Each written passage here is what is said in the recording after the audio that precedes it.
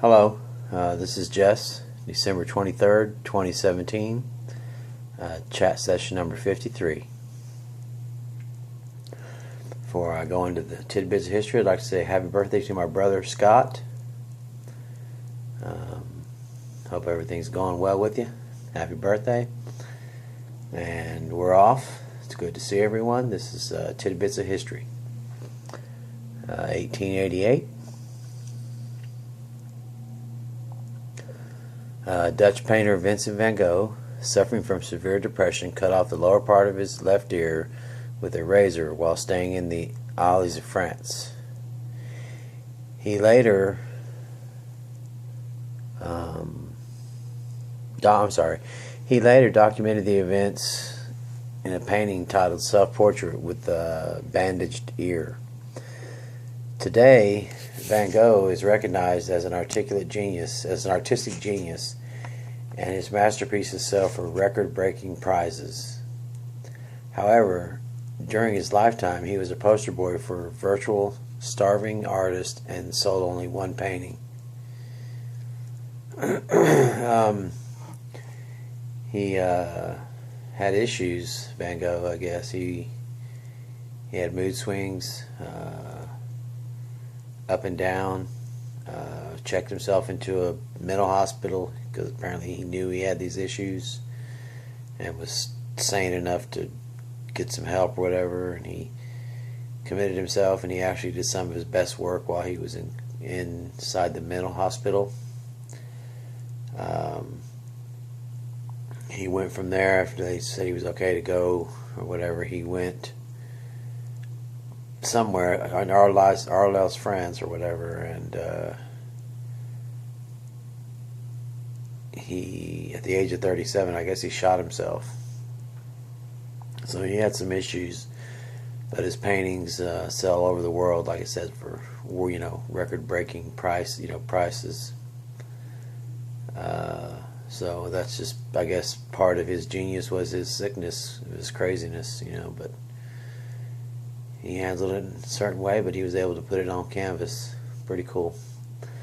1972 now. In a controversial play that is known as The Immaculate Reception, rookie running back Franco Harris of the Pittsburgh Steelers grabs a deflected pass from quarterback Terry Bradshaw to score a touchdown, winning the game for the Steelers 13-7 over the Oakland Raiders. It was the AFC semifinal game, and Stabler scored a touchdown with 73 seconds left in the game, and that put Oakland up 7-6. And it was during this call the ball was batted up and deflected by the defender, and Franco Harris happened to be at the right place. He was able to get it before it hit the ground and run it in for a touchdown, and they won 7-13. It was a controversial call because at that time, if it hit a receiver and then another receiver caught it, it was illegal. It was an illegal play. And this is, I'm not sure if the rule is different now, but that's what it was in '72. And Madden actually called up to the Art McNally. He was the NFL supervisor of officials, and he had access to the instant replay. And he determined that Tatum, the defender, had tipped the ball, and therefore it was a legal play and a touchdown. The game was upheld and the Steelers won. Now they went on to the Super Bowl, or to the next game, and were defeated by the 16-0 Dolphins at that time. But it brought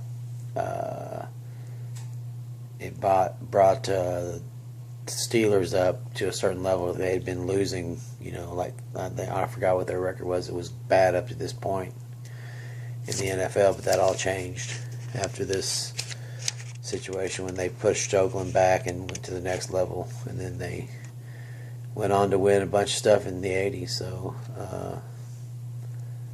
Pretty crazy. That's sports, and that's a tidbits of history. So we did 1972 on this day and 1888 on this day.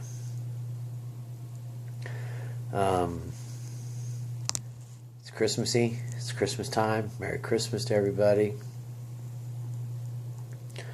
I guess it's a day and a half till Santa, because it's about 20 till midnight on Friday night. No, this is Saturday night. And so tomorrow is Sunday, and be Christmas Eve, the 24th, but that's not here yet. Football today, the Colts were defeated and the Vikings won. I picked the Colts, and they were beaten. And of course, by the Ravens. The Colts were beaten by the Ravens, and then the Vikings beat Green Bay, and so now the Vikings have secured a first round bye in the playoffs. And this is getting crunch time, because now it really matters to the Vikings, Minnesota, because that's where they're playing the Super Bowl this year. So it'll be the first time in NFL history that a team from the area where they're from is where they're hosting the Super Bowl, and they win and go there and play. They haven't made it yet, but they're now a first round. They got the first week off to watch the other teams play, and then they play the victors as it goes on and up, to the AFC Championship or NFC Championship. But it's exciting. A lot of good games on tomorrow, and wish all the teams well. But Seattle, unfortunately, will beat Dallas. It's a rough call. I'm in Texas, but Dallas is my second team. Seattle's my first team, so I just got to go with my first team. But it will be a tough game. They got Ezekiel Elliott coming back off his suspension. He's been out for 6 games, and since that time the Cowboys have struggled to hang on. And now it's do or die for them. If they lose, they're out. So it'll be a tough matchup tomorrow. There's a bunch of games tomorrow, and then there's 2 games on Monday, Christmas Day. But anyway, okay, that was the football stuff. I hope that everybody is hunkered down and ready for Christmas. Here it's cold at night, warms up nicely during the day, but we should be going down into the low 20s on Christmas Day, I believe. Christmas, Day.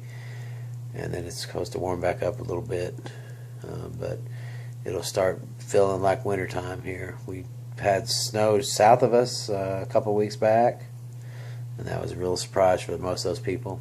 Never really see snow down south from us. It didn't snow here, but just for like a minute or two, and that was it. But down south, hundreds of miles away, they were getting 3 inches, 4 inches of snow. It's pretty crazy. But this is chat session number 53.